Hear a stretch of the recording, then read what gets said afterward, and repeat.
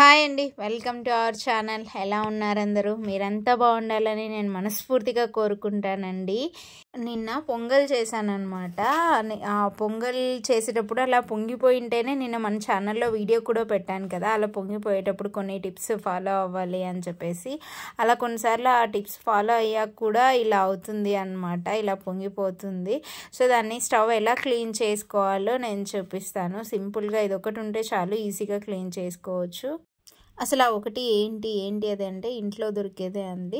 ఒక చిన్న బౌల్ తీసుకొని అందులోకి మీ వాషింగ్ లిక్విడ్ ఏదైతే బౌల్స్ వాష్ చేయడానికి యూజ్ చేస్తారో అది 2 చుక్కలు తీసుకొని, నేను ఇక్కడ ప్రిల్ తీసుకుంటున్నాను అనమాట. కొద్దిగా ప్రిల్ తీసుకోండి ఆ లిక్విడ్. మీ ఇంట్లో ఏ వాషింగ్ లిక్విడ్ యూజ్ చేస్తే అది. సో ఆ లిక్విడ్ కొద్దిగా తీసుకొని ఆ బౌల్లోకి కొద్దిగా సోడా పొడి వేసుకోండి. నేను అదే వంట సోడా అంటాం కదా, ఇడ్లీలోకి దోశలోకి వేసుకునేది, ఆ సోడా పొడి వేసుకోండి. వేసుకున్న తర్వాత కొద్దిగా సాల్ట్ వేసుకోవాలి అన్నమాట. మన సాల్ట్ ఉంటుంది కదా, కొద్దిగా సాల్ట్ వేసుకోండి. సో ఇది ఉంటే చాలండి. ఈ లిక్విడ్ కొన్ని వాటర్ వేసుకొని బాగా కలుపుకోవాలన్నమాట. కొద్దిగా దీంట్లోకి వాటర్ వేసి బాగా మిక్స్ చేసుకొని బౌల్లో పెట్టుకొని, మీ దగ్గర స్ప్రే బాటిల్ ఉంటే స్ప్రే బాటిల్లోకైనా వేసుకోండి, లేదు అంటే చేత్తో అయినా సరే.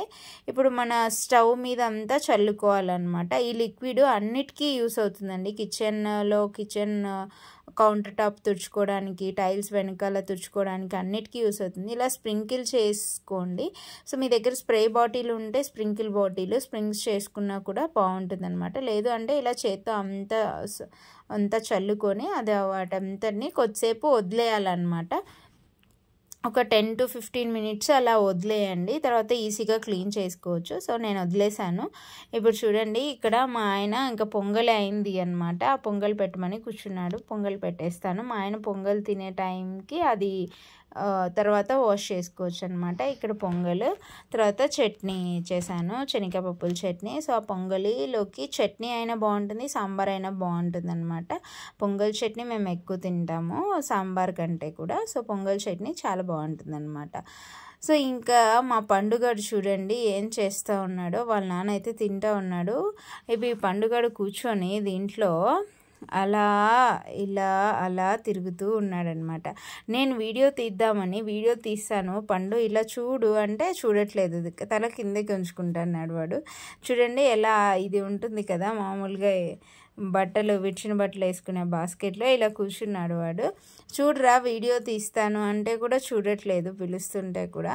సో నేను అది వదిలేసాను కదా, కొంచెం చల్లేసే ఆ నీళ్ళన్నీ, నానేంతసేపు వీడితో ఆడుకున్నాను. తర్వాత వెళ్ళి క్లీన్ చేయొచ్చు అనమాట. ఇప్పుడు ఆ ఒక్కటి ఏంటి అంటే ఆ లిక్విడ్తో పాటు ఇలాంటి ఒక స్క్రబ్బర్ తీసుకోండి. ఒక సైడ్ స్పాంజ్ లాగా ఉండేది, ఇంకో సైడ్ స్క్రబ్బర్ లాగా ఉండేది అనమాట. ఇలా నేను ఎక్కువ ఇదే యూస్ చేస్తుంటాను. సో ఇది ఆల్రెడీ యూస్ చేసినది కాబట్టి అలా అయిపోయిందనమాట.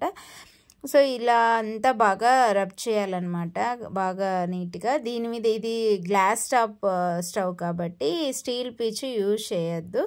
సో నేనైతే ఇది యూజ్ చేస్తున్నాను. మామూలుగా స్టీల్ స్టవ్ అయితే స్టీల్ స్క్రబ్బర్ అయినా యూజ్ చేయొచ్చు మీరు, అదైనా యూజ్ చేసి చూడండి. అంతా క్లీన్ చేసిన తర్వాత ఎంత బాగా నీట్గా వస్తుందన్నమాట. చూడండి అసలు ఆ లిక్విడ్ అది వేసి కలుపుకున్న అది మనం సొల్యూషన్ యూజ్ చేసి అంతా క్లీన్ చేసామంటే నీట్గా వచ్చేస్తుందండి. జస్ట్ ఆ స్క్రబ్బర్ ఉంటే చాలన్నమాట. ఈజీగా క్లీన్ చేసుకోవచ్చు, సింపుల్గా క్లీన్ చేసుకోవచ్చు అండి. ఇలా సింక్ కూడా క్లీన్ చేసుకోవచ్చు. సో సింక్ అయినా గ్యాస్ స్టవ్ అయినా ఏదైనా సరే ఆ లిక్విడ్తో ఈజీగా క్లీన్ చేసుకోవచ్చు అనమాట. ఇది బాగా అందులో మనము సోడా పొడి కూడా వేసాం కాబట్టి ఈ గ్లాస్ అంతా కౌంటర్ టాప్ అంతా బాగా తలతల మెరుస్తూ ఉంటుందన్నమాట.